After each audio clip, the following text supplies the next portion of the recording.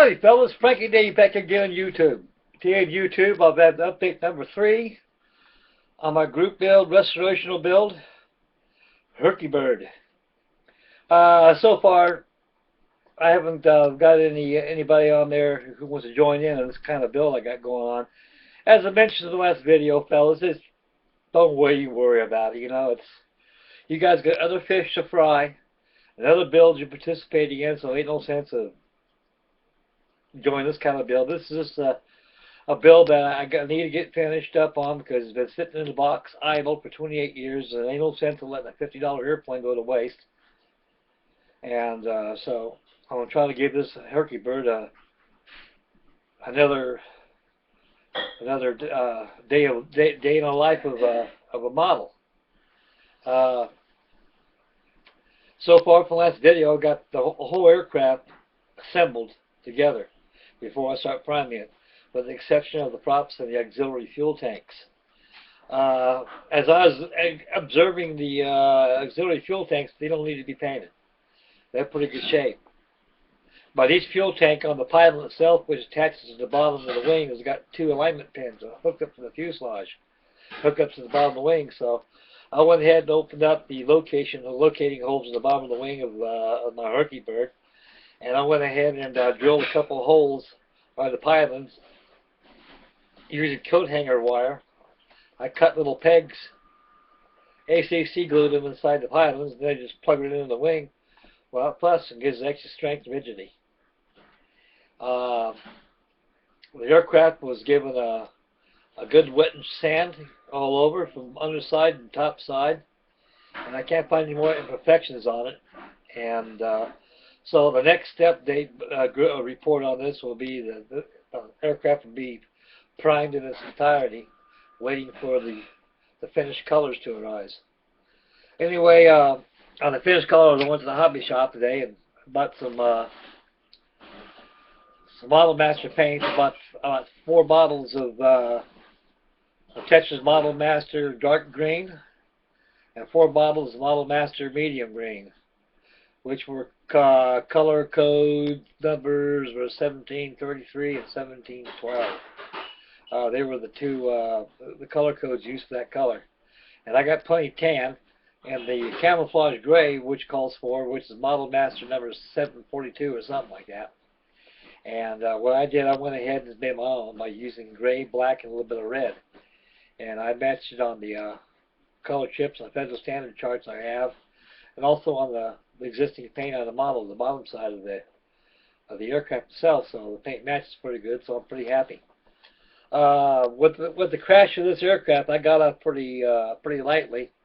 I was pretty happy, though it didn't split the fuselage right in half. Only thing, not only the obstruction done to the model itself was the undercarriage and the wings.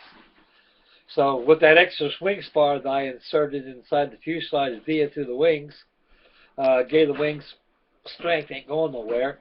And I assembled the wings by using 24-hour epoxy. And I kid you not, folks, it really does the job. It fills the bill for that. So I don't have to worry about that wing coming off anymore. If it ever crashes and burns again, which I hope it don't, the fuselages will separate inside of the wings. I got the cargo doors on the aft side of the fuselage all done. There was a couple interior parts that broke off too at the crash. I couldn't figure out where they were at, so I knew they were in your interior parts. I think they're the heater ducting assembly, which went all the way to the forge, the bulkhead of the fuselage working aft. That's why I surmised at the time. So I got a hold of Tesla's artillery, asked them, "You guys got any instructions for 148 scale Herky Bird?" And they say, "No, we no longer make this kit no more." So I figured that. So what the hell, you know? So I decided, well, I looked inside the fuselage. You can see where it was cemented at, and so I leave them instructions anyway. So I went ahead and cemented those in. So they're back in there. The old interior part that was broken, they're all in like the way it's supposed to be, like it never happened. And using 24-hour epoxy, I glued the rear cargo ramps in position. I got the rear cargo ramp, retracted it to the top of the fuselage, and the bottom one lowered. So they actually work like this when they close. And anyway, I'll give this model a new lease of life. So the next update, which will be number 4, will be the final priming of the airplane itself. And I'll go ahead and finish up with the color schedule. And I got plenty of decals here in my decals box, so no sweat. And my woman asked me, says, you ain't going to hang it up in the ceiling again, are you? I go, nope, I'm afraid it'll come down and crash and burn. He says, yep. So I got just a place to put it at. I go, where? He says, on my coffee table. Works for me. I says, as long as it works for you. I said, I don't want to hold up your woman cave with all my stuff. She says, no, I like them like that. I says, don't bother me yet. He says, do me a favor, when it's on your coffee table, just, you just fed dust or don't pick it up, just dust and top. That's what I got to do.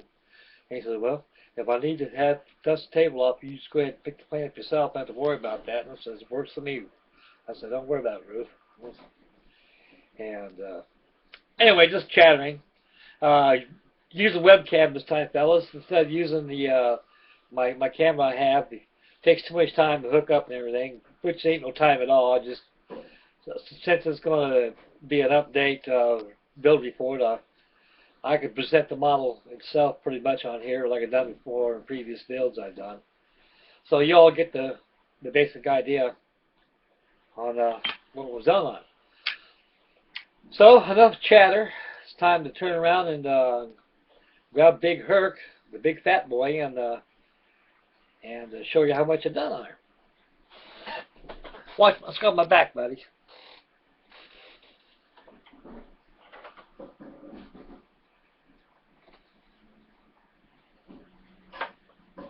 As far as I got done on her, I got the undercarriage all done. I got the nose wheel placed with the Yolio strut that hooks up to the fuselage well. What I did, I drilled a hole through it, put some piano wire in there, glued it inside the wheel well using 24-hour epoxy. It's strong, ain't going nowhere. As I got close to the webcam, I was knocking everything down. You can see where I had the pilots installed. They were loose. I glued them back in there. So I primed the aircraft. I'm going to put tissue in there and make sure you don't get no overspray for the primer of the paint itself. And on the top surface, you can see all the sanding I've done on it. And believe you me, it may look hideous, folks, but there's no seams to be found in this thing at all. This thing is smooth as glass all over. Once I apply the primer on it, it's going to be like nothing ever happens. It'll be like a new model. And that'll be that. Switch on the outside of the fuselage, you can see how I got the rear ramp done. And you look really forward back, you see all those pipes right there? That's all your duct work right there that works to your pressure system, to your hydraulics and everything. Now that's the portion of the interior that fell out of this airplane when it hit the deck. So that's moved position right there, and so no fuss, no muss. As you can see, this thing is pretty spacious there. It's got a broom way back there where you can actually go and sweep the deck. In case you get the cargo master back there, ain't got nothing to do, he can sweep the cargo deck out there. The upper ramp, which this here extends up in the fuselage, so you can get your artillery or your trucks or troops or whatever. On the bottom ramp, you got 2 actuating rods. They retract. They go up inside. They go inside the fuselage. These were replaced with coat hanger wire because they're a lot more stronger. The other ones were plastic and too agile, so they don't have no support at all for it. So I went ahead and made new ones out of coat hanger wire, and I epoxied the same to the ramp. So initially, it's very strong, ain't going nowhere. And on the bottom of the wings, you can see where the auxiliary fuel tank's at. I drilled some holes there where the pylons of the auxiliary fuel tanks will adhere to. And I got the nacelles all filled, good and smooth. So this whole airplane right here is going to be primed before I put the color on. Now once I put the primer on, you will not see this cam anymore. It'll be like as if I worked on a brand new kit. And I'll swing around this way, fellas, to get on the port side of the fuselage. You got the crew entry right there, and the ladder goes up to the flight deck. There's a figure that fits on it. This kit comes with 4 figures. It comes with the navigator, pilot, and co-pilot, and the cargo master. So the cargo master is coming off out of the forward entry right there. And I got the undercarriage doors all cemented in using ACC glue. These doors here, I put them on last before I prime it. And other than that, that's about as far as I got with Big Herk. It's a big airplane, boys. I mean, it's a beefy kit. It's huge. 1/48 scale. It makes a good companion next to my 1/48 scale AC-47 Spooky. And matter of fact, they use a lot of Herky birds as gunships as well. And so far, in my experience in Vietnam, they only had 3 gunships they used. They use the AC-119 Shadow, or they call it the either they call it the Shadow or they call it the Splinter. And of course, you got Puff's Magic Dragon, the C-47, and you got the AC-130 gunship they used, and the Spectre. And so this kit here was more or less initially designed as a transport aircraft more than as a gunship. But although Testers has made Spectre gunships, AMT has made Spectre gunships too as well, the Vietnam version, and is used as in the gunship role. Anyway, folks, like I say, this airplane is pretty much ready to go. All it needs to be primed, and the finishing painting will follow. Then the remainder of the pieces will be the props. So I'm putting together the props tonight, let them dry 24 hours, and debating if I should paint them or not. It seems like to me the paint schedule on the props haven't, they're not ruined at all from the fall, just the blades bust off the hub. So I got to make some kind of a fit check, a little blade, so which goes on what. Now this spinner right here I got to take off. Right here, this spinner right here, this has got to be taken off right here, so I can mount my blades to it. It does pop off. Anyway, fellas, that's about as far as I got with Big Herk right here. I'm going to put it over here to keep from getting busted.